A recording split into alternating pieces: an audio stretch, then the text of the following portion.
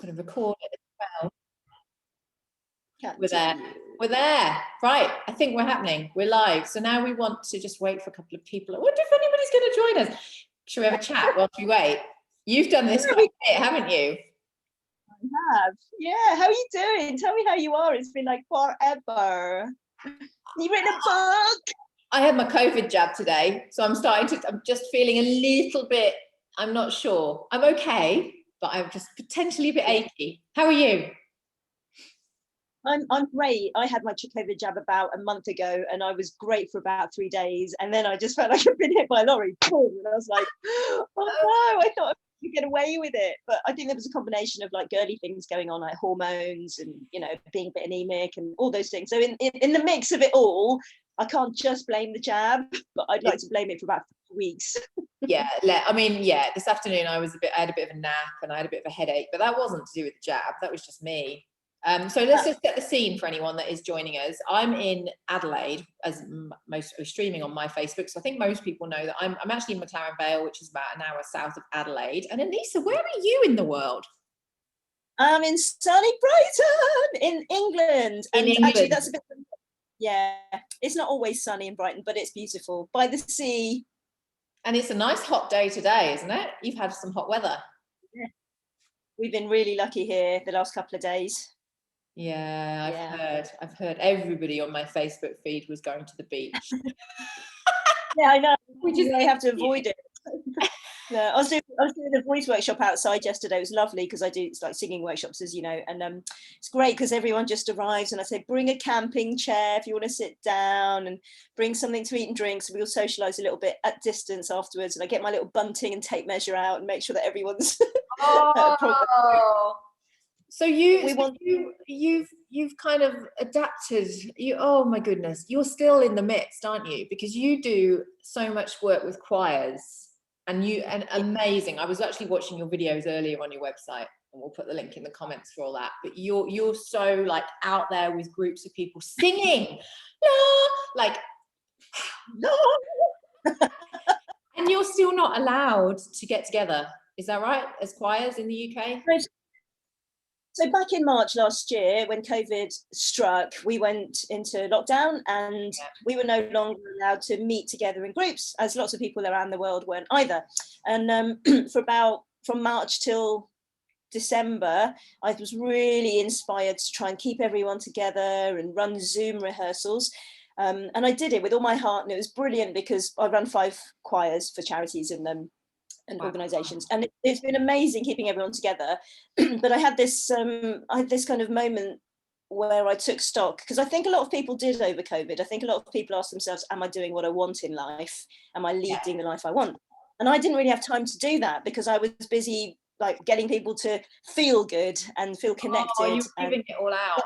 Yeah record themselves singing, empower them to get to a place where they could record themselves singing, send me back versions of themselves singing different voice parts, which I had to record. So it was like 80 odd people or so per, different groups, sizes, and make a song just out of all these people who are in different places all over the city or country, and make a virtual concert. So I did that for December, but after December I thought, I'm not living the meaningful life I want to. And that was a really, really hard realization, because I love making a difference and making people happy. And doing this work this way for a year brought me to a point where I thought, I'm not enjoying it as much now. I'm offering a little bit of a false promise, and that doesn't feel good, because calling things a virtual choir and things like that, it's just words, because in reality you cannot sing simultaneously together without there being an issue of latency, which means that when you sing, if I sing at the same time as you now, the words will come out at different times. Now, there is technology today that's moved things forward, so there are places in the world where you can do it, but it comes at a cost. And when you're working with charities and people who don't have huge financial means, is not necessarily the highest priority. So I decided to sort of take stock, and in January I wrote to all of my groups and said, let's not get back together at the very beginning of January. Let's take a couple of weeks off, because I want to think about what I'm doing, how I serve the world, and how I can continue giving you what you want, but also do something that's meaningful for me. Because, you know, you don't know when you're going to go, do you? So you want to enjoy your life and really make the most of it. So I thought about the work that I'd been doing for corporate organisations where I'd gone in and, I get called in as an associate and I coach chief executives and managing directors all the way down, all the way through the organisation, shouldn't say down, all the way through the organisation to all staff and help them build confidence. Yes. Well, across, we're all the same, we're just in different roles, aren't we? Playing our part. So, I go in and I help those people build confidence with their public speaking, their communication skills, and basically get from a place of where they are to a much improved place. And that's something I've been doing in the background for 25 years, but just not raved on about it because I've loved doing it. But it's been something that you don't promote, say on Facebook or something, like you might like a concert, because it's internal. So everything is behind that door and, you know, respectfully so. And I felt, you know what, I trained as a barrister, I'm a performer on stage, I know how to bring out the best in people, I love doing that, and I'd like to do some of that work that happens behind those closed doors much more in the community and with entrepreneurs and people in business who are setting themselves up, or maybe there's a mum, I mean, I've talked to loads and loads of mums who have talked about wanting to get their mojo back since having kids, and their kids have flown the nest, and they want to be able to get out and just kick some ass in life and in business as well. So it's been really lovely getting to know a different kind of clientele, really. And I must comment on your journey. I remember watching from afar the UK, I felt, in December and January and February went into a dark place because you were all in midwinter, weren't you? It's dark, it's grey, it's gloomy, it's raining. Everybody was in whatever number lockdown that you were in. Cases were just going sky high. And I remember seeing you dip energy wise, and we don't talk a lot like this, but we on Facebook and stuff and see what each other are doing, and you have always been like, you are literally the sunshine to me, you really are. When we last caught up in Brighton, when we were there, you know, and you appeared and my daughters were just like, oh, who is this amazing woman, you're so full of energy. And I remember seeing that kind of dip, and it wasn't you alone, it was the whole country, I reckon. Everybody I knew on Facebook went into that dip in the UK. And then it's so lovely to see that you've emerged like with this offering. And I love it because it's what you've always been doing, is that building confidence in people. But you're kind of really, I don't know, you've broadened your offering a bit, I guess. And then you're offering like an online training course, which is what we're going to talk about today, or a bit about public speaking. So congratulations on kind of coming out of it, and maybe you're still in it, I don't know, you're probably still kind of, but it's amazing to watch. Thank you. No, it's been a really lovely journey, and in some ways I knew all along when I paused in January that the answer was staring me in the face, but it just took me 2 to 3 weeks to work out what I wanted to do and how I wanted to do it. Because there's something about the synergy of meeting people face to face, which I love. And what I noticed when I was thinking, do I want to deliver a course? Do I want to just do, I don't know, webinars where I talk to people? I'm the sort of person that loves engaging with people. I can get a lot more out of someone and help them really step into their own if I'm looking them in the eye and talking to them like heart to heart, you know, honestly about how they can improve, than if I'm just talking, you know, doing a webinar to an endless number of people. So I can do it, but I like working with people and seeing the change and saying to them, you know what, you know, you can do better. Let's look at how we can tweak your performance right now. So, and I say performance because when you think about presenting, even online, it is a performance, because you are putting yourself out to say, I'm offering my best right now to you. I'm asking you to listen to me and give me your time. So if you're doing that, you can't just pitch up online and just, I don't know, not take it seriously. I think you have to think really carefully about everything that you prepare in order that your performance is great, but you feel great. And that's one of the things that I love working with people around, which is things like fear and anxiety and nerves, and getting them from a place of, I can do this to, I can do it, and I'm loving it. So I ran a bit of training last year around facilitating online conversations. So it wasn't so much the presenting, but it was how you facilitate. And we talked quite a lot in that training about that energy. And I was reminding people, just because we're online, don't think that you can be facilitating several meetings in one day, or I guess presenting. Like, the amount of energy that you have to put in, even though you're just presenting to this screen and you're not even sometimes seeing anybody or even knowing that they're there, you're presenting. Like, the energy that you have to give to, it was a big shift for everybody in going into that online world. But can we talk a bit about, because I know you said to me, or Becky, you do a fair bit of presenting, let's talk about public speaking, because I love public speaking. I really do. And I've written my book, just right here, For the Love of Community Engagement. Any opportunities, give it a mention. Honestly, my family is sick of me, I think. What's it called again? For the Love of Community Engagement. I wrote a book. I say it to it's just constant. I wrote a book. Yeah. I even actually had to send one off to somebody in the post office the other day down the road in McLaren Vale. And I was like, how much does this weigh? I wrote a book. It's a book in there. The people behind the counter are like, so and Aneesa, you are in that book. I don't know what page. You're in the London chapter. And in fact, you would know the cover. I tell lots of people about this cover. Do you reckon, I don't know if you'd recognize it. It is. No, you can't get your So it's the Trellick Tower in London. You know, when we worked together at Chelsea. Yeah. And it's the most, I just love it because it's kind of just this massive residential tower, not surrounded by any other residential towers. And I used to walk past that and just be fascinated by all the little balconies and all the different people that lived in it. And like, do the people know the people upstairs? Do they know the people downstairs? Do they like lean over their balconies? Do they go on their balconies? Like, do they feel isolated or do they feel really connected? Do they put like little notes in the lift to each other? I'm just fascinated by this as a community. So it ended up on my cover. Anyway, that reminds me of Zoom. You know, in a Zoom gallery. You know, in a Zoom gallery, you have all the different people in different places and they all come together from different places in the world. That is very similar. It is, isn't it? I like that. Perhaps that's my next book, For the Love of Engaging Online, like with all the people. Oh. Yes. Anybody watching us, by the way? Have we got anyone? Don't know if anybody. No, don't worry. Often people don't watch straight away, but if they watch later, you can ask them to put in #replay. And then it's really good for the algorithms on Facebook. So yeah, just you don't worry about if people are watching or not, because they will at some point. No, I always worry about whether people are watching, Aneesa. Hang on, I've got it on my laptop here. That's something that really affects people watching. Who are you? Max Hardy. Right, let's talk, because Max Hardy's involved in this. I had a look. So let's talk about public speaking. So because I wrote this book, I've suddenly, and I want to go more in this direction of doing more speaking and, like, I can call it preaching my message to the world about engaging communities. And so I've got all these different speaking gigs booked, and I've got a few, like, there's all sorts of types of speaking gigs. I'm starting to realize, like, a lot of what I've done in the past is where you turn up at a conference and you present with some slides and you talk through your slides and you give an example. So that's one kind.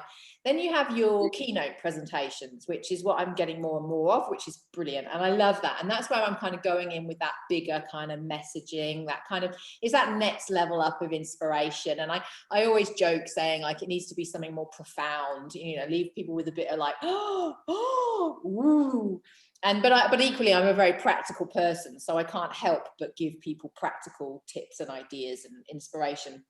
And then there's things like, because I'm an author, did I mention I'm an author? I'm doing a lot of things with people where I say, like a meet the author event where I'm speaking about my book, but they actually more interview me. So, and I'm really comfortable with that because I'm very much into conversation and chat and bouncing off each other. So I'm doing that kind of thing. But I thought I'd tell you my biggest fear. Now, Max, if he's watching, that's lovely that he said amazing. Hello, Max, because Max is probably one of the only people I know that has done a TED talk. And oh my goodness, I would love to do a TED talk. And it's I think it's on my bucket list because I love the idea. I just want to be like that person up on the stage, like looking amazing, because it's all about how you look. No, it's not really, not me. See, I've probably gone wrong already. You know, you look amazing. You're in some nice heeled boots. And you've got your great jeans on. You've got a nice jacket. Your hair's all great. You've had your makeup, all that. You're on that TED looking stage, like boom. And then you deliver this amazing, like profound speech. So I'd love to do that. And I could so do it on so many topics, but it is my biggest fear. My biggest fear is doing that. And I don't know why. Why is there a block between everything that I already do, and I'm so full of confidence, and yet that idea of putting myself, I think probably, I'm assuming it's because I've made it bigger than it is in my head. I kind of need to just do it. So the TED Talk, and I know Max is doing something as part of your course, I think, talking to people, and he's done a brilliant TED Talk, and he's been that person, not in the heeled boots, but in the smart looking, looking like, wow, Max, go, and he's delivered something profound and brilliant. So yeah, like how do I do it, Aneesa? Wow. I love you so much. So first of all, let me just say, TED is an incredible organization, and the idea behind TED Talks is to bring an amazing idea that will benefit the world.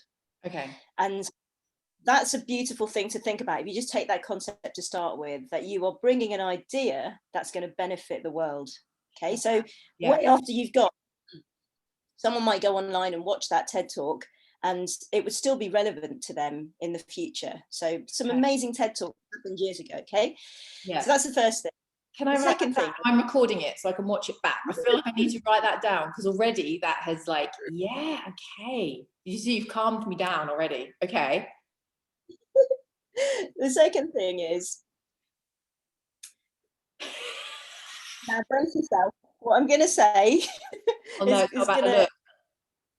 is you've got to think about your ego for a second. So just get ready to stroke your ego a little bit and like look after it. Okay. So the second thing is, the TED Talk is not about you. Oh! I know. I had to, when I go on stage and present and I think, oh yeah, I'm feeling great and all of those things, I have to remember, what's my purpose here? So that's not to say that you are not meant to shine. Of course you're meant to shine, and that's one of the things about presenting. But that's such a good tip. And my mentor and friend Wendy Sarkisian, who wrote the foreword to my book, she's an incredibly experienced author and planner and community engagement person, everything. And she keeps telling me off, and I know, and because it's my thing, that I'm so I'm fun and I'm out there and I'm upbeat, and all of that kind of plays down the depth that I've got going on in here. And part of me writing a book was to actually say, all right, I'm lively, I'm energetic, I'm bubbly, but equally I'm incredible, and I'm saying this about myself, I'm incredibly intelligent, and I've got all these ideas. So that's another really good tip. But you know what, just to tag on to that and move us forward, we are very similar in that, and that's one of the reasons that I think we have such mutual admiration for one another, is that we love what we do, and we are intelligent women, we're bloody good at what we do, and we know how to do it in a fun way. We want people to have fun with us. Okay, I thought you were going to say that we get on well because we used to go shopping. Do you remember how we used to go shopping in Kensington High Street? How dangerous was it when we used to work just off Kensington High Street in epic jobs, epically brilliant jobs?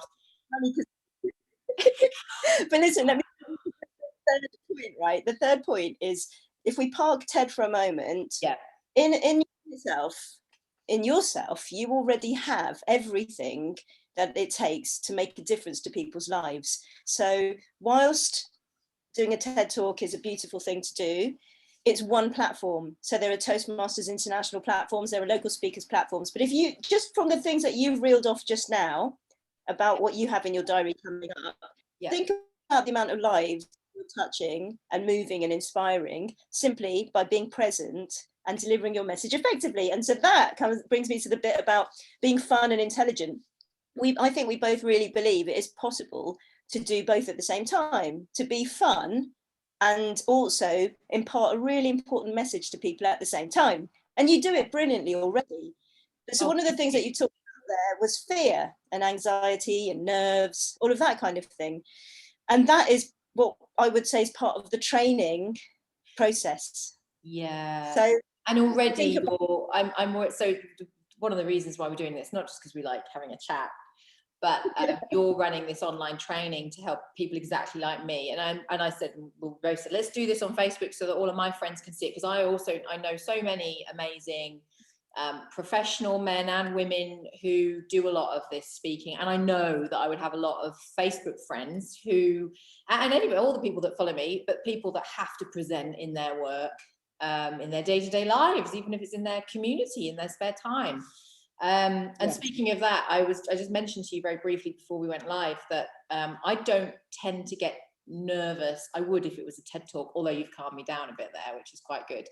I don't tend to get nervous. I get a nervous kind of like an anxiety as I'm planning something, but I know that's part of me just making something good. Whenever I deliver a piece of work, I'm the same even if I'm in the office writing a report. I get nervous about it until I've done it, but those nerves are there to help me. They're to help me do the best possible job. So I don't tend to get nervous when I'm speaking in front of a crowd. I actually turn it into like a positive energy. I do that whole, what's his name? Simon Sinek, is that how you say his name? He talks about flipping the nervous energy to be like excitement. Rather than saying, oh, isn't this turbulence on the aeroplane terrible? He says like, oh, isn't this exciting? And it totally changes the way you think. And so I'm good at that. However, I was recently at a meeting in my own community. There was this threat of this awful chemical PFAS, horrible thing being dumped and stored in this beautiful area that we live in. And of course, nobody wants that near anybody's house, especially when we live in Australia. Like there's so much space we could put it if we had to. We don't have to put it right in the middle of a premium food and wine region with all these people living around. So anyway, thankfully it didn't get approved, but I spoke at the public meeting. It was a big public meeting, about 300 people, and I wasn't involved in it in any way professionally. So I went along with my daughter, and I've written about this in the book actually. And there was all just like the old men going up and speaking at the microphone. Like, I am a former engineer, and I think, and they're all really valid points, but it was just all the old men. And I've got Elsie sitting next to me, age 9. And I thought, I can't let her think that it's just the old men that get up.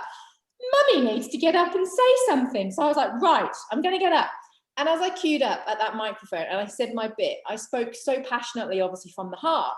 I said something about, we're not NIMBYs, we're not in my backyards, we're kind of not in anybody's backyards. And I said something, but I remember shaking as I spoke, and my legs were shaking.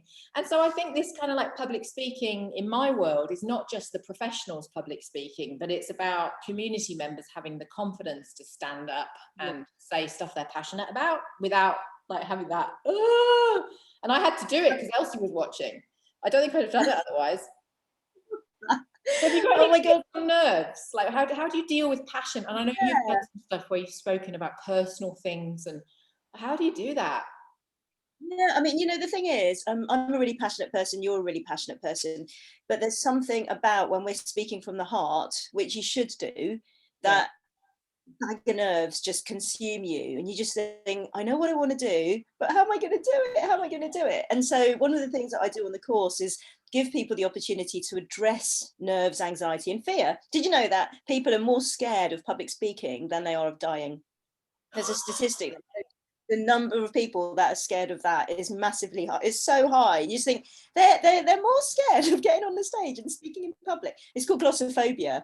And you just think, so if there is something that massive, why don't people address it in the same way that they do other things they want to work on with themselves in terms of self-development?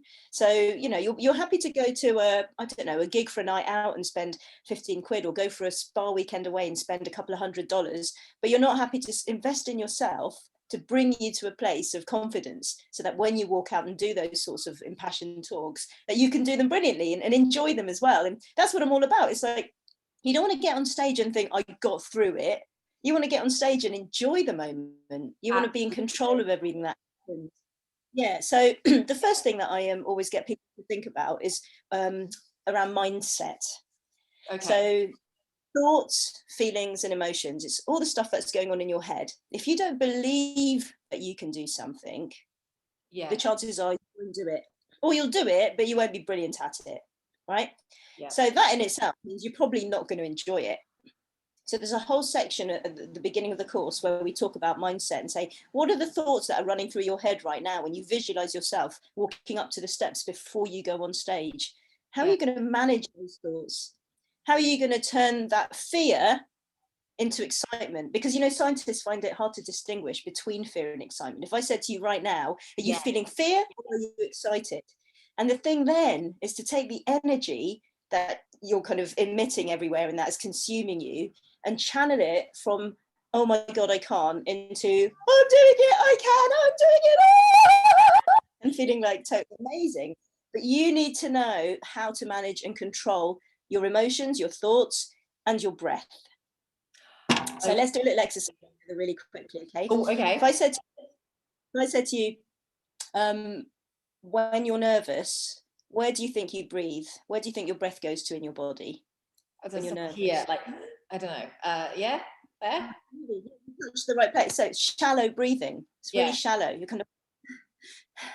But if you've taken control of your breath, everything's slowed down. Okay. Right. So just take me a big breath in and put your hand up when you finish taking that breath in. Right. Ready? Go. Oh, I did it. Hang on.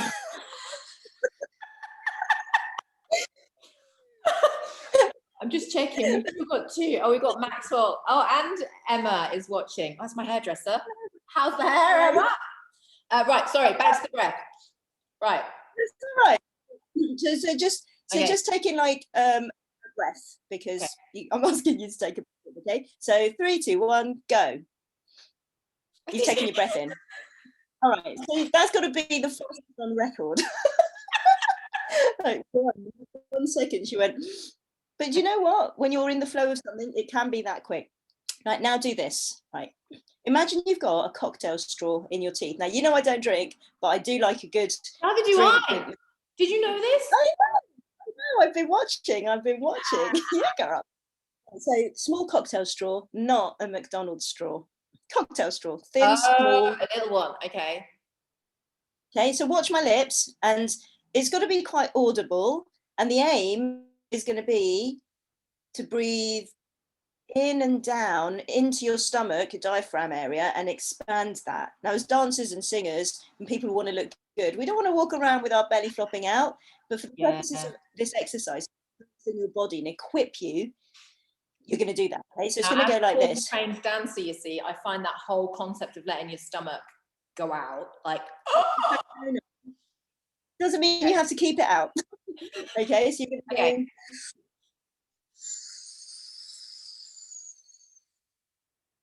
Okay, and then you're going to let the air out. Okay, so do it with me. Purse your lips. Yep. Ready? Go.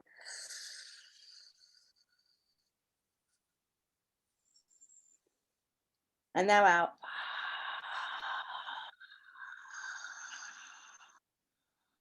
I feel like we're having a moment. Okay, do it without me. Do it without me. Ready? 3, 2, 1, go.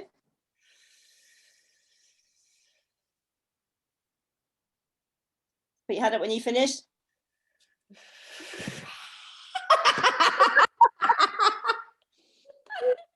You got about 9. I'm breathing here though. I struggle to breathe to my stomach. Yeah. Because we're not used to it. It's like breathing for performing. When I say performing, whether it's singing or presenting, speaking, requires some conscious effort. So there's an exercise that I get everyone to do, which requires you to lie down like you're on a bed. You can all do it before you go to bed tonight. Just put your hands on your stomach. Yeah. Try and relax. Do a lovely visualization, perhaps, where you're visualizing yourself maybe walking down to the beach or into nature, and just visualize. So there's a dissociation between where your hands are and what's going on in your imagination. And then at some point, bring your awareness to your hands and tell me what you notice. Write it in the comments and let me know. Okay. You have to do it before. You're telling me to do that now. I can actually do this exercise with you another time. I can jump on and we can do it fully, but I know you've only got about half an hour, so I won't do it fully. But it's a really lovely exercise, because what it does is it brings you an awareness of actually how your body works. So if you think of your body as an instrument, if it was a bagpipe, let's say, what would be happening if air is going into it? It expands. Getting ready, and getting ready to do it. Back out. Or a balloon. Pouring water into a balloon, it would even just you slowing me down there and getting me to breathe, because obviously here as well I'm like excited to see you and live and all excited that Emma's on, and Max Mason and Max Hardy, my 2 favorite Maxes. But you know Max Mason, don't you? I did a gig in Oxford some years ago, I think. How small is the world? Like, But we all have to so have I'm all drinks. excited, but actually the feeling of breathing, even there must be, I guess I'm getting more oxygen into my body, because I actually feel really quite good just from those deep breaths that you were making me do. Yeah, and the key thing about breath control, I call it the gift of breath. There are lots of exercises that I do with people around breathing and calming your body down for fear and anxiety. The key thing is that it puts you back in control of your body and your thoughts. So you're Yeah. slowing everything down, and what started as nervous energy becomes a much more grounded, stronger outlet than it was a few minutes ago. So when you're talking about getting up in that public meeting, you know, people's limbs shake. I've said, you know, I've experienced it myself. I had my microphone in my hand, my hand's been shaking, Yep. and there are, you know, you can do some simple exercises and techniques. Just for example, when you're in that queue, before you've even got the microphone in your hand, if you take your finger and your thumb and you just pinch your nail into your finger there's a dissociation. So it shouldn't hurt, but it's just, you can feel it. You're present to the feeling of that pinch. And what's happening up here, suddenly that becomes secondary. And what's happening here is more relevant. I do that when I go to the dentist. Yeah. Yeah, it's a similar thing. It's just that distraction. Or again, turbulence on the plane. I always say the best thing if you're a bit scared of turbulence is not to do the Simon Sinek and do the SWIP. Hold a hot cup of coffee whilst there's the turbulence, and your mind soon focuses on trying not to spill the coffee, and you forget about being up in the sky. You're just like, oh my God, there's coffee. I'm really sick and I'm not spilling a hot coffee on me. So yeah. But again, it's breathing. There are exercises, and some of it's based in things like Tai Chi and yoga. I mean, where you can breathe, and actually when you're cold as well, this can help too. If you breathe in, say to the count of 4, like breathing in 2, 3, 4, hold 2, 3, and then exhale for double 1, 2, 3, 4, 5, 6, 7, 8, and things like that warm you up, but it slows everything down as well. Wow. So one of the things I'm looking forward to doing on the course is bringing in some guest experts, and one of them is watching right now. Yes. So Max is there. Yeah, and the aim is, as much as I'm really knowledgeable and skilled, I think it's really important to share knowledge, and we collaborate, we help one another out. And so Max is one of those people, and there are experts who have done TED Talks, people who are TED organisers. So anyone coming onto the course will have a chance to speak to someone firsthand and say, what are TED organisers looking for? We've got a lovely woman called Christina from Victoria in Spain. She's an organizer out there. We've got a lovely chap called Toby who runs TEDx in Brighton, another Sam Orange who runs TEDx in Soho. Got Rebecca Ingram, she'll be talking to us about chakras and how the throat chakra and other chakras in the body how it all comes together when we're talking about nerves and channeling that into sort of positive performance. So there are lots of different speakers who are going to be coming along as well. So if you take part in the course, then it's a really lovely way to really broaden your knowledge, and it's over a 12-week period as well. So it's not. Shall I just tell you the course really quickly? It's over a 12-week period. The course starts on the 7th of July, so about 3 weeks away. The early bird finishes today, actually. The early bird is 997 English pounds, British pounds. English time, so that does give people in Australia. Oh, yes, we've got until your end of the day. We'll give you another in Australia. Okay.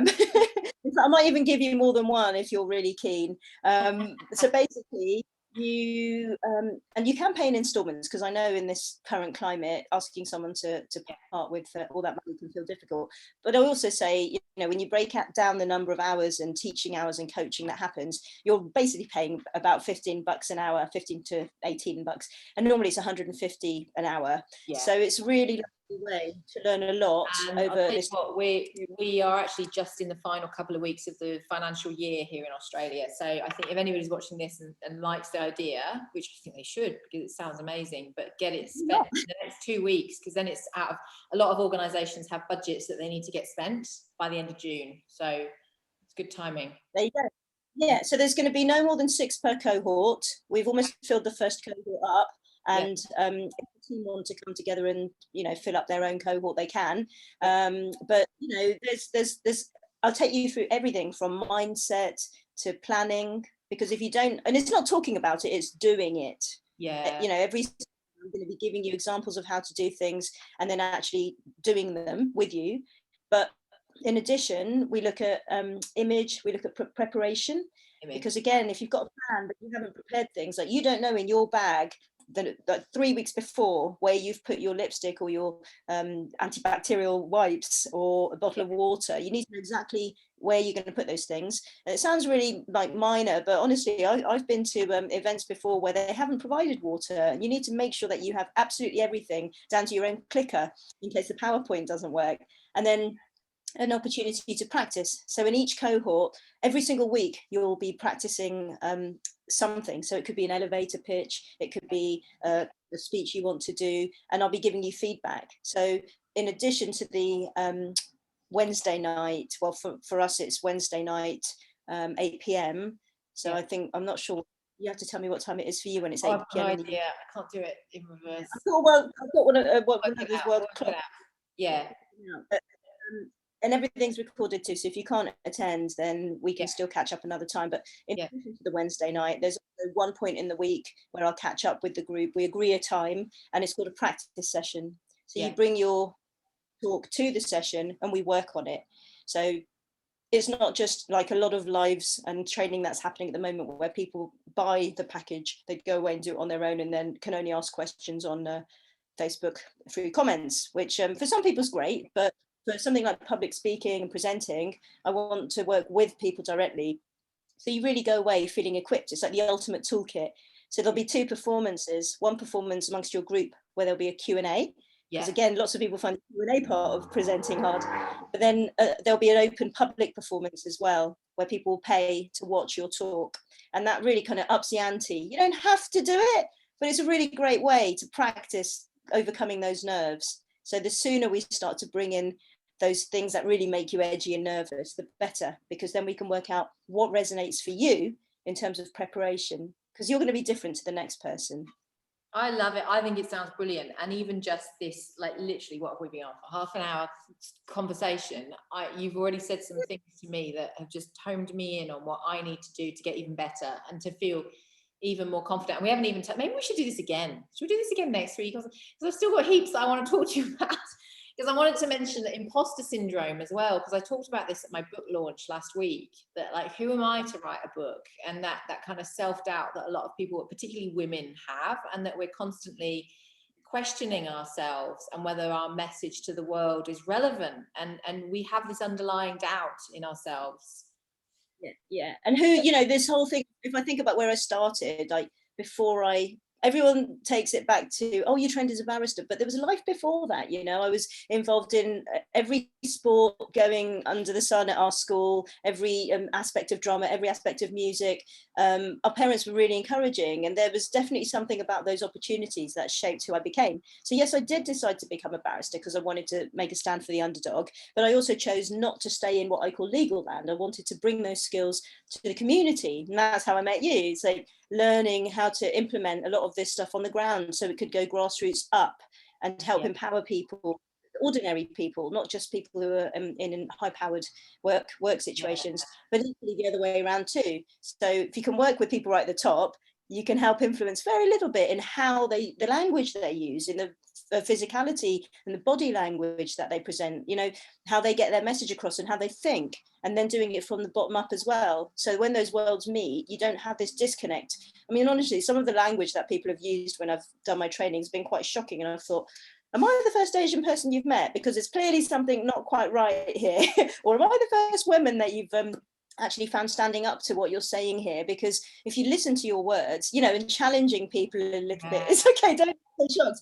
We don't live in a society, we live in a world where women do have to work a lot harder, and we do almost have this feeling of having to ask for permission. If I waited for permission to do a lot of the jobs that I've chosen to do, I would never have done any of them. And I've worked on some amazing stages as a performer, singing or speaking, because I've decided to go for it. And I've had to believe in myself and have people around me who've encouraged me along the way, including yourself. So I think, when we talk about, imposter syndrome, it's heartbreaking, but it's very, very prevalent and present for a lot of people. I'm glad you agree with that. Yeah. It's huge. It's a Yeah. huge deal. And yeah, it was actually interesting with my webinar when we talked about this. So many people messaged me afterwards, and they actually said, "Gosh, how refreshing!" And again, they used words, and I don't like saying them, but from such an esteemed woman that does all this amazing stuff, that you're saying you feel imposter syndrome. And I'm like, yes, I do every day. I doubt it. And even I've written a book, people are saying this is amazing and reading amazing reviews. I'm still like, oh no, they're going to catch me out. You know, who am I to say that? And yet, yes, it's a topic. It's a big topic. Let's do a separate chat one day on imposter syndrome. Less about, yeah. We need an hour every day, I reckon. I'm going to need to go because I've got to go. I don't. Elsie might be watching. I've got to go. Oh, Max says we love an imposter syndrome. It's such a good foundation to work with. It's true, actually. It is, and it gives you that. I know, Max. It's that. It charges you, it lights that fire inside you to say, especially if you have got the kind of fight that we have in our bellies, that we're passionate and we're like, well, I don't care what you think. And so you do have that get up and go to fight the world. Thanks so much. But I think, yeah, I was going to say, one of the beautiful things about knowing you and the work that you do is, yes, you have it, but and it's good. It's a bit like when someone says I'm an alcoholic, or I'm experiencing mental health issues or depression. Imposter syndrome is no different. You know, you're saying there's something that I find challenging in my work life or my everyday life, and I want to nail it. I want to do something about it, and you're still shining your light in spite of that thing. And that's what being a great performer is, being able to take all of that stuff and turn it into something positive. So you're not saying it's not there, but for a moment you're saying, can you just shut up a minute? I've got a job to do. It's still there, but you've parked. Those words you said right at the beginning about the TED Talk and my nerves, and what was the first tip? It was about the message to the world, and the second one is that it's not about you. That's actually so good, because that takes away all of that imposter syndrome. That's like, well, actually, this isn't about me and my insecurities. I've got something I want to share with the world, and it's not about Becky Hurst. I'm just the messenger here, sharing the message. And so that's actually really good in relation to the imposter syndrome, because it's not about people remember you for doing a fantastic talk, but they'll remember the content of that message. There are some amazing TED Talks out there, and I'd really recommend people watch them. But it's a bit like when I was learning jazz, and people would say, "Oh, who are your favorite teachers?" And I'd just say, actually, some of my teachers are the greats. So Ella Fitzgerald, Sarah Vaughan, Nina Simone, and I'm going to copy what they've done by way of learning. Then I'm going to craft it into something where I'm making my own style and, deciding who I become when I step on stage. So when you copy something in jazz, it's called a lick, which I love. Really? I know, but it's that whole thing of, if you ask yourself, how many new ideas are there in the world? Really, how many new ideas are there? But it's about how you shine when you put that message across, and how you put that message across. And that's what people are going to remember. So you're totally capable of doing everything you want to do. And sometimes you just need a great coach to help get you there. I see where you've gone there. Now, I have to go because it's bedtime here for my children, and I promised them I'd be back down at the house to tuck them in. But let's do this again. Look, we're going to put all the details of Aneesa's course and stuff in the comments. What do my kids say? Subscribe below. They say that on everything. Whenever they're mucking about, that's what they do on YouTube. Subscribe below. Leave us in the comments. So I'll do that, because I would pay $1 million if I had $1 million to spend an hour with you, Aneesa Chaudhry. You're just amazing. I miss you so much.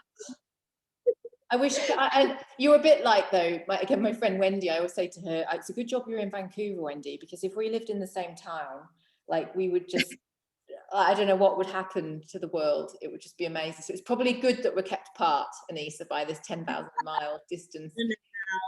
Wow. Until now. So good to see you. So good to see you too. Thank you, everybody, for tuning in. I don't know how to end this now. What do? I just hit end. Stop. All right. I love you lots. Mwah. Good luck with the course. Bye-bye, everybody. Thank you for watching. See ya.